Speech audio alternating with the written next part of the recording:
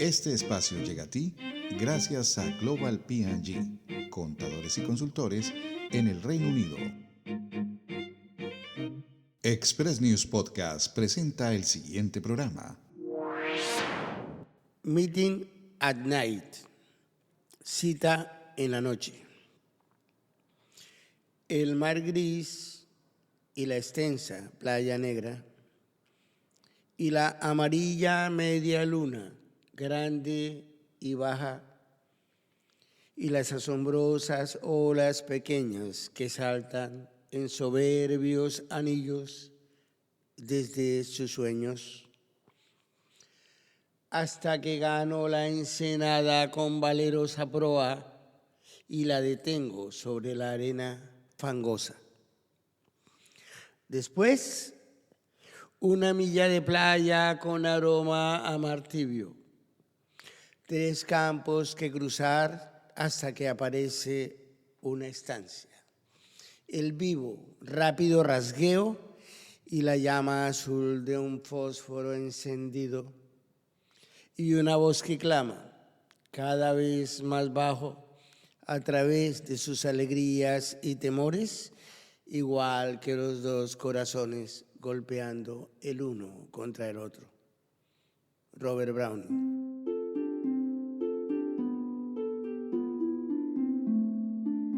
Maestro, bienvenido a este espacio, Migrantes. Gracias por estar con nosotros, maestro Fernando Denis. Robert Browning, ¿quién lo creyera escuchar esos versos en su voz de un autor inglés? ¿Por qué empezamos con ese autor, maestro?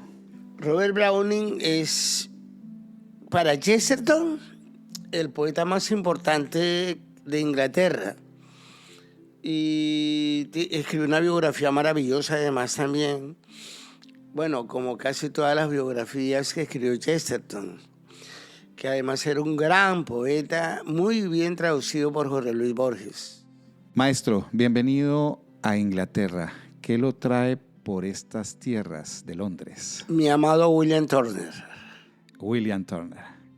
Bueno, maestro, para los que están llegando a escuchar este podcast, pues Fernando Denis es el gran poeta. Y usted viene a Londres y nos honra a los latinoamericanos porque trae su poesía. Aprovecho que abrió con una poesía tan hermosa y tan universal. Usted la recitó en español. Y ahí va mi pregunta. ¿Cuál es la esencia? ¿Por qué la poesía toca? ¿Por qué la poesía nos une? ¿Por qué la poesía es tan universal? Si algo en la vida puede salvarnos a la hora de los inventarios, es la poesía. Usted dice la muerte. La poesía es lo que crea memoria dentro de cada uno de nosotros. La poesía nos identifica con el universo y nos hace dueños de un lenguaje que puede convertirnos en memoria, puede convertirnos en una razón importante para permanecer en el tiempo. La poesía nos entrega esa porción de infinito que nos hace cada vez mejores personas, que nos ayuda a formar parte de la tribu, a formar parte del universo. Maestro, grandes personalidades en el mundo latinoamericano y fuera de él también se han referido a usted como una persona única, especial. Su poesía la catalogan como una de las poesías más representativas en estos tiempos y sobre todo en la etapa contemporánea. Ese personaje, digámoslo así, ese poeta que es Fernando Denis, ¿cómo termina en este mundo tan bello de la poesía? Yo llegué a William Turner a través de la lectura de la poesía de Jorge Luis Borges. Cierto día estaba leyendo un poema de Borges que se llama Elegía del recuerdo imposible. Y más o menos termina diciendo así: ¿qué no daría yo por la memoria la tuve y la he perdido, de una tela de oro de Turner. Basta, como la música. ¿Qué no daría yo por la memoria de haber sabido que me querías y no haber dormido hasta la aurora desgarrado y feliz? Usted descubre ahí al pintor. Cuando Borges cita a Turner en esos versos, inmediatamente yo corro a la enciclopedia a averiguar quién es Turner.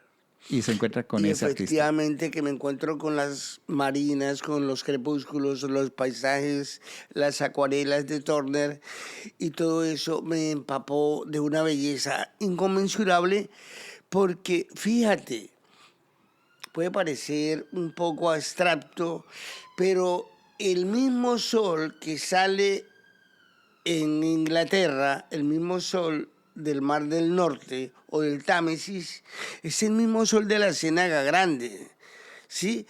Cambian algunos matices, hay algunas transformaciones atmosféricas, pero es el mismo sol que Turner lo cataloga como un dios. Increíble. Ahí hacemos una precisión para las personas que nos están viendo, nos están escuchando, y es que el maestro es de Ciénaga Grande. Sí. Y Turner, en sus pinturas, y a través de Borges, de una poesía, de un escrito de Borges, donde cita a Turner, donde cita esa magia de la pintura, el maestro se siente identificado desde su ciénaga. Sí, inmediatamente. A García Márquez le impresionó que yo hubiera hecho esa fusión entre Turner y la Ciénaga Grande, le pareció muy bonito. Se lo dijo en Cuba a José Luis Díaz Granados, y a José Luis Díaz Granados le alcanzaron esas palabras para meter esa convicción mía en sus memorias de García Márquez. Maestro, cuando usted lee esa poesía de Borges, ¿dónde estaba? ¿Recuerda? Yo estaba estudiando inglés en el Colombo Americano de Bogotá, Ya estaba en con Bogotá. una beca. Sí, y yo me metí a la biblioteca del Colombo a leer a los escritores norteamericanos, algunos ingleses, y fue allí donde comencé a escribir el libro sobre William Turner. Siempre me persiguió ese fantasma de los crepúsculos de Turner, nunca pude desprenderme de él. Es tan así que yo después decidí irme a la Ciénaga Grande a escribir ese libro, y mis amigos me enviaban catálogos de Turner a mi casa.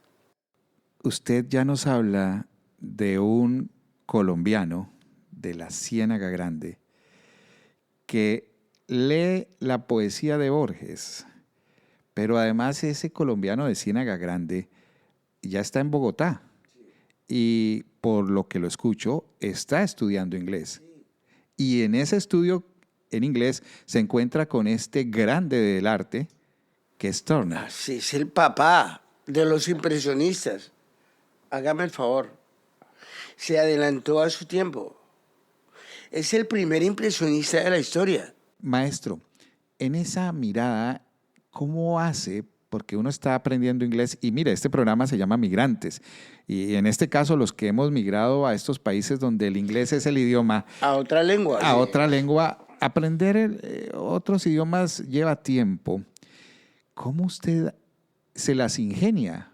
Porque la poesía, además de en el propio idioma, la poesía tiende a ser también compleja. ¿Cómo se las ingenia, maestro, para comprender, para volver imágenes, esas palabras en su mente de Turner? Acabas de decir algo muy importante, Pedro.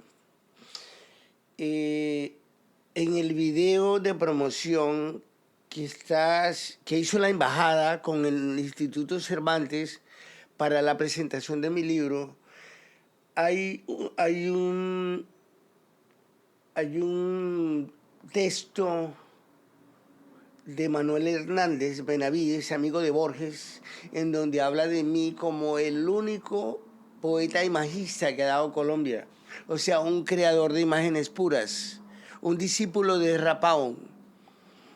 Sí, es una maravilla. Entonces, yo no solamente escribí el libro sobre Turner, después me dediqué a escribir los catálogos a los pintores colombianos. como a Darío Ortiz, a Jacarami Hoy, etc. Sí, sí, sí. Y he trabajado con ellos en sus pinturas. Y a muchísimos, Daniel Borda, el maestro Juan Carlos Franco. Y bueno, actualmente estoy escribiendo un libro de ensayos de pintores apócrifos, precisamente. ¿Y cómo vamos con ese libro? Excelente, sí, maravillado. Porque en este caso no solamente me toca hacer como una contextualización de las obras que no existen, sino que me toca inventarme los cuadros también. Maestro, Eso es muy borgiano, además, finalmente. y ya voy a llegar a Jorge Luis Borges porque usted lo ha mencionado desde el Me inicio fascina también. Borges. Creo que somos varios los que nos encanta Borges. Pero, maestro, estábamos en Bogotá, usted está aprendiendo inglés, encuentra a William Turner, el artista inglés, encuentra esa mirada, pero por lo que lo escucho, maestro, las imágenes lo marcan a usted. Sí. Te voy a confesar algo. Yo estaba en Ciénaga. Tenía yo un televisor pequeñito, pequeñito, en blanco y negro. Y lo prendí y estaban pasando una película de Woody Allen que se llama Hannah y sus hermanas. Y hay un momento de la película en la cual Michael Caine le dedica un poema a su cuñada, de la cual está enamorado. Y yo quedé tan impresionado con ese poema que apenas llegué a Bogotá, entré al Colombo Americano, busqué la poesía completa de Cummings, bajé el poema y lo traduje al español. ¿Sí? Y eso es uno de los poemas más hermosos que yo leí en ese momento. Lo volteé al español y se lo dediqué a todas mis amigas y se volvían locas escuchando ese poema. Y quiero, porque es un poema también hecho de imágenes, y quiero recordarlo ahora, porque para mí es fundamental dentro de mi historia ese poema. Es un honor. Hágale, maestro. El poema es el poema 52 de un libro que se llama W. Y dice, en algún lugar al que nunca he viajado, gratamente más allá de cualquier experiencia, tus ojos tienen su silencio. En tu más frágil gesto hay cosas que me rodean o que yo no puedo tocar porque están demasiado cerca. Tu más ligera mirada fácilmente me descerrará, aunque me hayan cerrado como dedos. Tú me abres siempre pétalo por pétalo, como la primavera abre, tocando hábilmente, misteriosamente, su primera rosa. O si tu deseo fuera cerrarme, yo y mi vida se cerrarán muy hermosamente, repentinamente, como cuando el corazón de esa flor imagina la nieve descendiendo cuidadosamente por todas partes. Nada que hayamos de percibir en este mundo iguala el poder de tu intensa fragilidad, cuya textura me impulsa con el color de todos los países, rindiéndome a la muerte y a la eternidad en cada suspiro. Yo no sé qué es aquello de ti que cierra y abre. Solo algo entiendo dentro de mí. La voz de tus ojos es más profunda que todas las rosas. Nadie, ni siquiera la lluvia, tiene manos tan pequeñas. Qué sorprendente. Y eso usted lo capturó, digámoslo así, frente a un televisor en su hermosa Ciénaga. Sí, a mí me impresiona la imagen poética. la imagen me persigue mucho.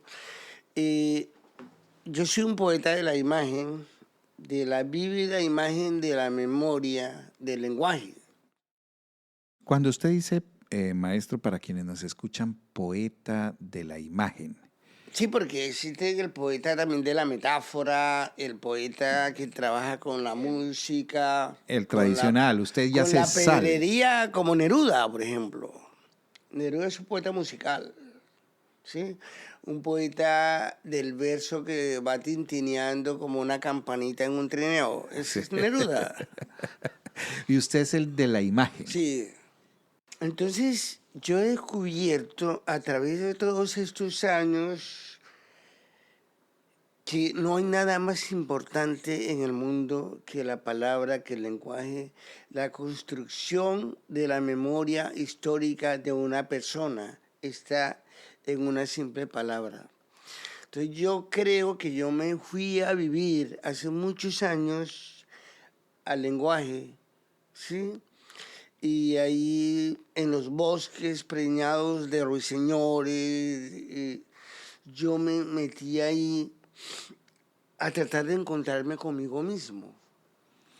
Bien interesante. Yo quiero, estábamos en Bogotá, pero usted me llevó otra vez de regreso a la Ciénaga y creo que es ahí donde debemos estar. Claro, cuando uno está en la Ciénaga, está en medio de la naturaleza. Cuando uno está en la Ciénaga, tiene muchísimo que ver, al mismo tiempo muchísimo que contar. ¿Usted también cree que esa ciénaga lo nutre su poesía, llena, es un banco de imágenes que nunca se termina de completar, digámoslo así? ¿Qué es la ciénaga para usted? Lo que pasa es que yo me crié en un paraíso hídrico. Está el mar Caribe, yo nací frente al mar. Está la Ciénaga Grande y está el río Magdalena, pero también está la Sierra Nevada y está la zona bananera. Para los latinoamericanos que nos escuchan, estamos hablando de una región colombiana muy hermosa. Macondo. Macondo, exacto. Bueno, y ahorita vamos a hablar de Gabo y lo que también seguramente motiva su poesía. Entonces, para quienes nos escuchan, el maestro nos está hablando de esa zona y nos ha paseado por varios ecosistemas, ¿verdad? Nos ha hablado del río, de la ciénaga, nos ha hablado de los páramos, nos ha hablado de la montaña. Maestro, entonces usted me estaba contando que nació en algo idílico, en algo que lo nutre. Sí, sí. Yo me paseaba por toda esa región, yo subía a la Sierra Nevada, bajaba, me iba para la Ciénaga Grande a pescar con mi papá. Nos íbamos a coger banano a la zona bananera, íbamos en bicicleta. No, es una maravilla. Yo tuve una infancia, una adolescencia absolutamente alucinante, porque yo disfrutaba, yo vivía plenamente el paisaje donde nací. Lo disfruté muchísimo. Y la palabra mía está muy contaminada de todo eso, precisamente. Yo enfermaba de belleza dentro de ese paisaje. Qué hermoso cuando usted le da esa connotación a la palabra contaminada. Contaminada, pero aquí tiene una carga positiva impresionante. Entonces usted se nutre de esa ciénaga. Y ahí viene mi otra pregunta. ¿De qué año estamos hablando? Porque, y sin que nos revele la edad, maestro, no hay ningún problema, pero ¿estamos en qué año en Colombia? Los años 80, digamos. Difícil. Sí. En el 77, 78, me acuerdo que ya yo andaba ya en esa zona. Yo me acuerdo mucho porque el primer mundial que yo disfruté fue el de Argentina, el mundial del 78. 78, Sí. Maradona. No, Mario Alberto Kempes. Ah, Mario Alberto Kempes, Sí. el matador. Sí, una maravilla. Ahí fue cuando yo me encontré con mi papá que me llevaba al mar. Él me llevaba al mar. Nosotros jugábamos fútbol en el mar, en la playa. Íbamos a la Ciénaga Grande a pescar. Íbamos por toda esa zona y también íbamos a Santa Marta. a ver jugar a la Unión Magdalena. Interesante, maestro. No, sí, yo disfruté muchísimo esa época y eso me bastó para convertirme en un poeta, yo creo. Yo creo que a uno la tierra lo llama, la tierra le habla, la tierra le va creando lo que le estaba hablando la enfermedad de la belleza, ¿no? El esplendor, el amor, la conciencia de estar sometido a algo inaudito que uno no puede controlar, que es el amor al lenguaje, ¿ah? Sí, eso es un poder. Pero total, maestro. Y maestro, ahí en nuestra historia, cuando usted está en la Ciénaga, y yo lo voy a regresar otra vez a Bogotá, maestro, tiempos difíciles, los 80, en Latinoamérica siempre, en el caso de Colombia, somos a veces muy regionalistas y en eso a veces nos perdemos mucho la magia. Y mira el caso de Colombia tan interesante, ¿verdad? La costa como nos ha dado, además de colores, imágenes, poetas, escritores, actores, actrices, lo que usted quiera. ¿Cómo hace ese poeta, si hoy en día es difícil para un poeta, para resolver y decirle a ese mundo de Bogotá, hablo de las regiones, de una Bogotá que en ese momento tal vez su mirada la tiene en otras partes, ¿verdad? Le dice a esa Bogotá, aquí está un poeta y este poeta existe y este poeta quiere comunicarles algo. ¿Cómo llega usted a ese punto? A ver, cuando yo llego a Bogotá, en mi interno, en la vida cultural de la gran ciudad, hablo de un campesino, de un pescador, hablo de un muchachito que nació en la orilla, ¿sí? Pero al contrario de lo que la gente cree, el mundo no nace en el centro, sino en la orilla. Entonces, ¿qué ocurre? Que estos escritores, poetas bogotanos, ellos se inventan o se clasifican en una cosa que llaman ellos poesía urbana, lo cual me parece muy harto, muy aburrido, parece que no es un tema agradable. Yo pasé por ahí, pero yo no me matriculé en ninguna escuela porque yo estaba buscando mi propia voz. Quería crear una generación de escritores en torno a lo que yo estaba haciendo, ¿sí? Lo mismo que hizo García Márquez con su narrativa. Sí, la historia de la literatura colombiana está dividida entre antes de García Márquez y después de García Márquez. No hay manera de que sea de otro modo. Entonces yo pensaba lo mismo porque yo venía con una voz muy distinta. Yo quería darle una frescura nueva a la historia de la poesía colombiana desde un punto de vista humilde, pero ya avasallado por tantas imágenes poderosas que me venían invadiendo desde mi infancia. Entonces me encontré en Bogotá, en una esquina, acaba de llegar de París, William Ospina. Me lo presentó un pintor que se llamaba Menandus Correa, que vivió con William Ospina en Cali. Ellos estudiaban en la universidad y William Ospina se hizo un gran amigo mío porque nosotros no hacíamos sino hablar de literatura. Y te voy a contar algo muy curioso. Yo andaba con unos cuadernos en la mano y William también. Entonces nos reuníamos en los cafetines y William me leía los poemas de su cuaderno y yo le leía los poemas de mi cuaderno. ¿Sabe por qué? Porque ninguno de los dos teníamos lectores, no nos conocía nadie. William, otro de los grandes. El mejor escritor de Colombia, William Ospina, es un genio. Tiene una memoria insoportable, además. Pero, maestro, volvamos ahí. Ustedes se reunían en una cafetería. Usted le leía sus poemas a William Ospina. Y él me lo leía a mí porque no tenían quien más leerle los poemas.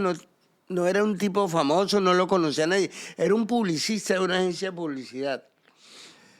Y tú eras un estudiante. Yo estaba estudiando en el Colombo. Maestro, ¿y qué sentían en ese momento? Decían, este trabajo lo Pues, guardamos. soñábamos con convertirnos en escritores. Queríamos tomarnos el mundo por asalto con nuestra propia palabra. Eso es lo que sueña uno. Decía, yo voy a escribir y me van a traducir a todas las lenguas y voy a ser tan importante como T.S. Eliot, como Ezra Pound, como William Carlos Williams, como Walt Whitman. Quiero tomarme el mundo con este lenguaje. Es una cosa impresionante y uno sabe que la vida está llena de dificultades, pero cuando tiene la felicidad del pensamiento no se acuerda de nada de eso, sino que se dedica a escribir. Y, y es muy bonito porque yo siento que a mí la poesía me ha liberado de todo lo malo que yo venía de toda la maleza, digamos, que yo me encontraba en esa selva oscura, ¿sí? Por citar la metáfora del Dante Alighieri. Entonces yo iba con mi propia palabra por delante, abriendo los caminos, hasta que algún día apareció la luz de William Turner, iluminó mi lenguaje, ¿no? Completamente. Maestro, cuando usted habla de esos sueños, pues también tengo que hablar de esos logros. Sí. Maestro, ¿lo lograron? ¿Usted y Sí, William? claro, claro. Lo que pasa es que William Ospina luego se dio cuenta que era un gran ensayista y luego se dedicó a escribir novelas. Y alguna vez le preguntaron a William Ospina en la televisión colombiana que él, que soñaba con ser el mejor poeta de Colombia, ¿por qué se dedicaba a escribir novelas? Si Borges, por ejemplo, no hablaba bien de las novelas, decía que las novelas eran muy aburridoras, que era imposible escribir una novela sin ripio, sin frivolidades. Entonces William Ospina dijo, yo me di cuenta que yo tenía que pasar de la poesía a la novela porque la poesía la tenía era Fernando Denis. Qué hermoso. Qué lindo, William. Yo Qué lo amplio, respeto ¿verdad? con un cariño y un afecto inmenso, porque es uno de los hombres más inteligentes que ha dado la historia de este país, William reconoce ese de espacio Colombia. para Colombia, para Fernando Denis. Fernando, antes de ir a tus éxitos y tu triunfo, paremos con Borges, con Jorge Luis, que tanto lo has mencionado. Ese Borges que cambió tantas vidas, ese Borges que sigue cambiando vidas, ese Borges de los laberintos, el Borges que nos inquieta, ¿verdad? El Es que Borges. cuando usted escucha a Borges da la impresión de que lo sabía todo, ¿no? Sí, es aterrador. Aterrador, sí. Eh, Bueno, pero vamos a citar un poema de Borges, lo escucho, maestro. de una Es vez. un honor. Voy a leer de memoria un poema de Borges. Hay un poema que se llama El amenazado. Es el amor. Tendré que ocultarme o que huir. Crece en los muros de su cárcel como en un sueño atroz. La hermosa máscara ha cambiado, pero como siempre es la única. ¿De qué me servirán mis talismanes? El ejercicio de las letras, la vaga erudición, el aprendizaje de las palabras que usó el áspero norte para cantar sus mares y sus espadas. La serena amistad, las galerías de la biblioteca, las cosas comunes, los hábitos, el joven amor de mi madre, la sombra militar de mis muertos, la noche intemporal, el sabor del sueño. Estar contigo o no estar contigo es la medida de mi tiempo. Ya el cántaro se quiebra sobre la fuente. Ya el hombre se levanta a la voz del ave. Ya se han oscurecido los que miran por las ventanas, pero la sombra no ha traído la paz. Es, ya lo sé, el amor. La ansiedad y el alivio de oír tu voz, la espera y la memoria, el horror de vivir en lo sucesivo. Es el amor con sus mitologías, con sus pequeñas magias inútiles. Hay una esquina por la que no me atrevo a pasar.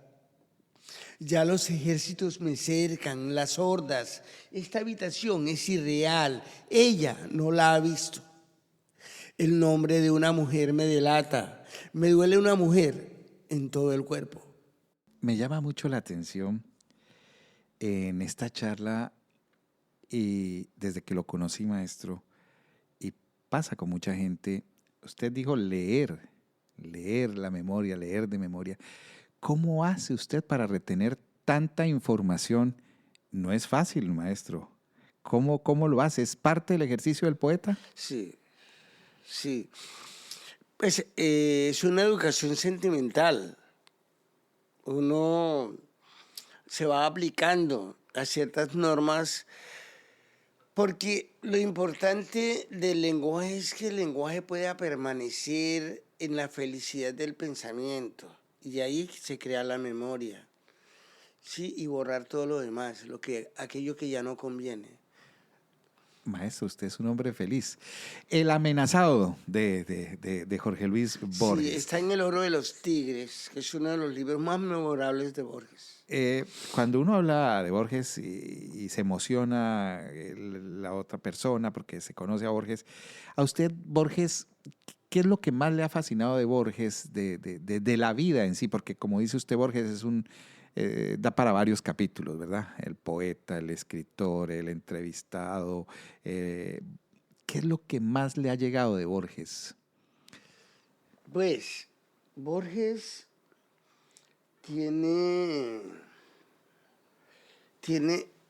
tiene esa cosa memorable con la palabra.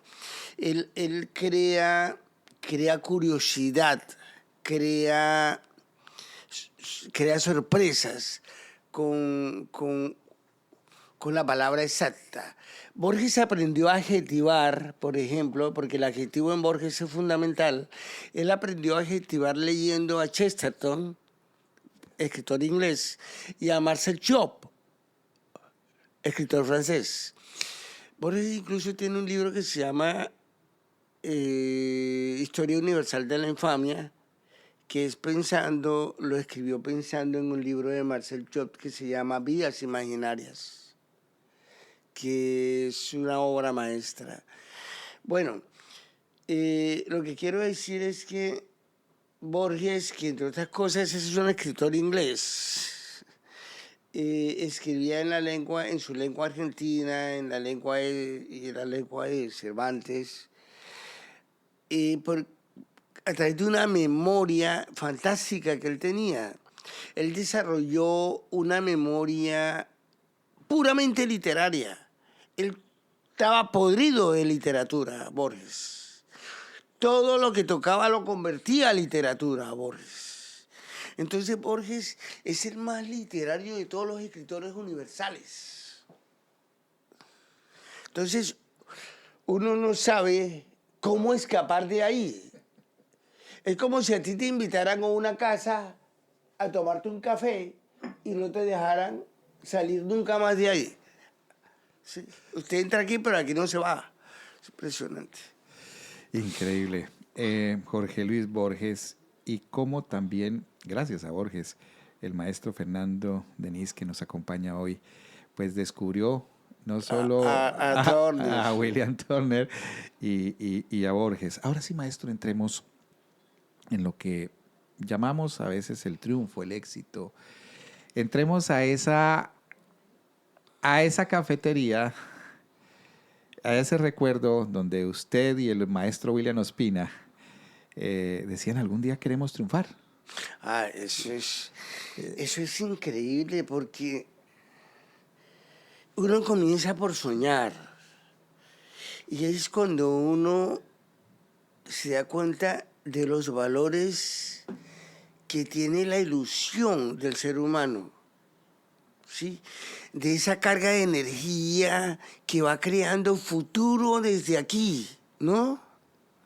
Va creando un futuro imaginario, va creando en el subconsciente una proeza que al fin y al cabo uno quiere ver construida, ¿sí?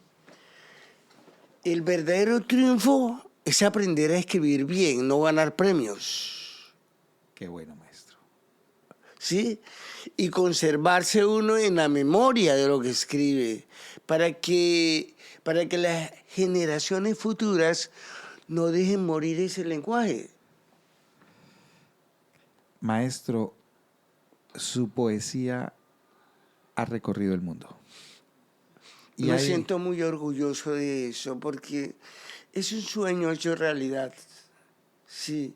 Si la palabra sueño alguna vez tuviera un significado, aquí lo tiene. Qué bonito.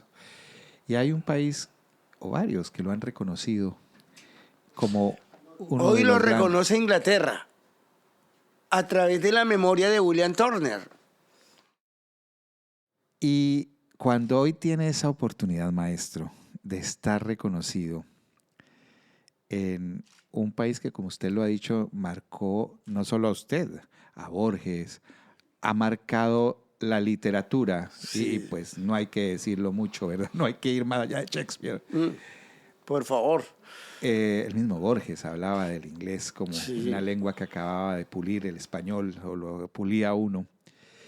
¿Qué siente un poeta hoy, sentado aquí en Londres, hoy enfrente a un auditorio de latinoamericanos, pero también de ingleses, trayendo su poesía a la tierra donde, como dicen en inglés, se habla el inglés que es, pero usted va a hablarles el español que es? A ver, yo cuando escribí el libro sobre William Turner tenía 18 años. Yo quería ser el mejor poeta, no solamente de Colombia, el mejor poeta del mundo. O sea, yo quería comerme la tierra escribiendo esos poemas sobre William Turner, que es un libro que lo sufrí mucho, porque es un libro, ahí fue donde me volví yo un poeta imagista, precisamente mirando los cuadros de Turner, sobre todo esa luz. La luz de William Turner es la revelación absoluta del lenguaje poético, por excelencia, ¿sí? Es la misma luz que hoy en día vive en la memoria de todos los que viven en Londres. La luz que habita en Inglaterra no es la luz eléctrica, es la luz de William Turner, la que los baña a ellos. Es el mejor pintor de todos los tiempos de esta tierra. ¿Sí? Turner ilumina a este país, así lo veo yo, ¿sí? O sea, él traspasó el lienzo para convertirse en memoria. Eso que usted dice se vive, y precisamente son los sentidos los que captan Claro. todo eso, Sí. que es Es magia. magia, exacto. Y usted también hace magia. Y usted está tocando gente con su poesía. Bueno, yo todavía tenía una mentalidad de niño cuando tenía 17, 18 años. Es más, yo todavía soy un niño porque yo no creo en la madurez. Porque la gente madura comete muchos errores. Los niños, como yo, simplemente se asombran de la vida y ya. No necesito más explicaciones. Esto conversar con ustedes, yo me quedaría aquí muchísimas horas porque Gracias, maestro, Pedro. hay mucho por donde hilar con usted. Pero ya cerrando la conversación, maestro, además de Inglaterra, usted también ha estado en otros países. En la India. Y la India le ha reconocido con creces, digamos, Sí, su allá trabajo, me hicieron un homenaje grandísimo, me publicaron La geometría del agua. que es uno de sus últimos trabajos, ¿verdad? La geometría del agua, que ellos lo acogieron muchísimo porque ese libro les recordaba a Tagore. Y para mí fue un orgullo muy grande porque Tagore es uno de los escritores más importantes del planeta, ¿no? Sí, Es impresionante. Bueno, yo descubrí a Tagore cuando era adolescente. Creo que todos pasamos por ahí, ¿no? En la escuela. Sí. Pero yo estuve en la casa de Tagore donde me recibieron en Calcuta y la verdad, yo Qué honor, ¿verdad, sí, yo maestro? me sentía Es rarísimo porque yo sentía el espíritu de la poesía de Tagore viviente, ahí. sí, en el ambiente. Es que tú en la India le preguntas a un niño quién es Tagore y te lo Sí. recita. Es impresionante. Sí, Tagore es fundamental para ellos. Y tu poesía, digamos, logra una empatía con ellos. Sí, Te ven a Tagore ahí. sí, por lo que dice Antonio Caballero, lo de la música, que él la usa mucho. Él es un poeta musical igual que yo. Antonio Caballero, ese gran Periodista, el periodista, mejor periodista de Colombia. sí, escritor, periodista que tuvimos, que se nos fue, pero Antonio Caballero hace una referencia precisamente aquí al maestro Fernando Denis, y hay que decirle a los oyentes latinoamericanos que cuando Antonio Caballero se refiere a alguien es muy importante. Es decir, lo que sale de la boca o salida de la boca de Antonio Caballero, Sí, es señor. porque Sí, es señor. algo muy serio y muy Sí, correcto. sí. Habla de ti, Fernando, y dice que sí, que tú eres el poeta de la música. Él decía que a él le causaba mucha curiosidad el poeta Raúl Gómez Jatín. Él decía que era el poeta que le gustaba. Pero entonces se murió Jatín y me quedó Fernando Denis. Sí, porque además dice que de los vivos, de los Sí. poetas que están ahí. Pues, Fernando, pasas por la India, llevas tu libro. En este momento, ¿estás trabajando en qué? Porque un poeta, yo sé que cuando hago esta pregunta es fácil hacérsela a alguien que digamos, tiene otro tipo de profesiones, pero por lo general el arte, la cultura, eso no tiene ni día ni fecha en el calendario, pero sí me imagino que hay proyectos que Sí, tienes estoy trabajando. escribiendo un libro de poemas en prosa que se llama La secta del viento escarlata. La secta es la poesía. Ah, del viento Escarlata. escarlata. Sí. ¿Y nos puedes adelantar algo? No, es que, a ver, yo estoy tratando de recobrar la memoria mía de cuando yo quería ser escritor, cuando leía a Pound, cuando leía a Eliot, a los ingleses, porque esa época de mi historia es la más importante de todas. Ahora soy un escritor erudito y muy aburridor para mí tener que estar citando y citando, porque soy muy harto. Cuando yo no sabía tanta literatura, cuando no estaba tan podrido de literatura como ahora, era más feliz, era más liviano, ¿sí? No me costaba tanto, digamos, pulir los poemas. Sí, no tachaba tanto, confiaba más en lo que yo tenía escrito. Ahora me he vuelto una persona más exigente, no solamente conmigo, sino también con los demás. Entonces yo quiero como volver a esa etapa, otra vez. Volver a ser aquel poeta liviano, que todo lo recibía con asombro. Quiero volver a ser el niño de la Ciénaga Grande. El niño de la Sí, ciénaga señor. grande. Pues maestro, yo no me puedo despedir porque con esa nobleza que tiene el artista, pero con esa capacidad que se ve en ti, con ese cariño de persona, de ser humano que te entregas a través de la poesía a los demás, tú has recitado poemas en esta entrevista de otros, pero no has recitado los tuyos. A ver, te voy a decir un poema que escribí cuando tenía como 13 años. Se llama Poema en blanco y negro. La noche es un caballo negro, una región de lámparas. Huye, se oculta en la mirada y teje vientos de alas negras, y es viento donde se oculta la sombra, y es noche más poderosa que la mía. antes de terminar, yo sigo inquieto con algo que me ronda y me ronda también mi memoria. ¿Se ha vuelto a encontrar usted con el maestro William Ospina y se han dado cita nuevamente a leerse poesías o a hablar de sus éxitos? Vamos a hacer con William Ospina una colección de libros de literatura. Ahorita estamos trabajando 4 libros de Chesterton que no están publicados en español. Y vamos a trabajar, hay un libro de Robert Browning que se tradujo ya en Colombia, lo tradujo Humberto Marín, un amigo de William Ospina, El Anillo y el Libro, que es una obra maestra. Y bueno, vamos a trabajar con William una colección de libros que se van a diseñar en México, pero se imprimen en Colombia. En esto es bien importante también, y creo que esta pregunta nos faltaba, es que las poesías del maestro Fernando Denis pues están en inglés, han sido traducidas al inglés. Maestro, y al alemán y a otros idiomas. A otros idiomas. Aquí a la gente que quiera leerlas en inglés las puede encontrar.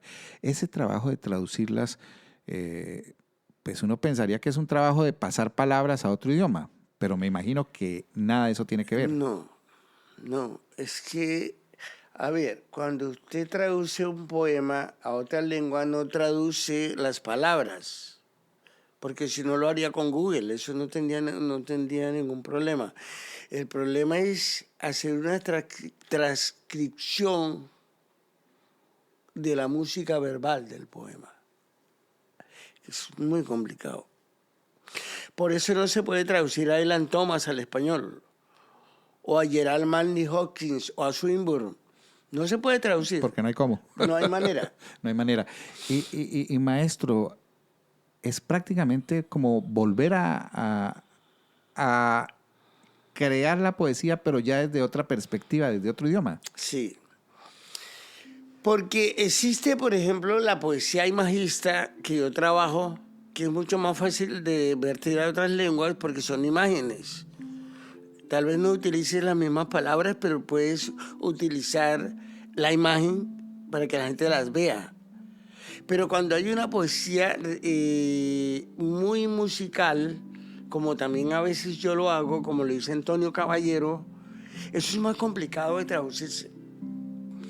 Porque ¿cómo traduces tú la música de un poema a otra lengua? Es muy complicado. Entonces, lo que se hace realmente es como una especie de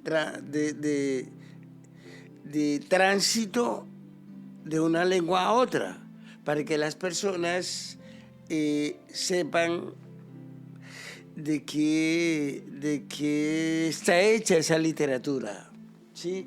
Cómo se construye esa arquitectura verbal en otra lengua. Pues maestro, muchísimas gracias y me despido mandándole un mensaje a todos los latinoamericanos que viven por fuera de sus países, también de esperanza, de cariño, pero sobre todo para que como usted, cuando escuchen su poesía, tengan esa motivación de esos sueños, para que con esa poesía uno también salga, siga soñando, siga viviendo. Maestro, ¿cuál sería el mensaje? Muchas gracias por la invitación. Me siento muy honrado y muy orgulloso de estar acá en Londres y de estar acá en tu oficina, que me parece muy bonito el trabajo periodístico que hacen acá los latinoamericanos. Y bueno, espero volver pronto. Y nosotros también, maestro. Esperamos tenerlo aquí más seguido y que esta no sea la última vez y que quedemos impregnados, como dicen ustedes, de toda esta hermosa y bella charla. Gracias, ¿verdad? Pedro. Muy amable. Gracias a ti, Fernando. Un Muchas abrazo. Gracias.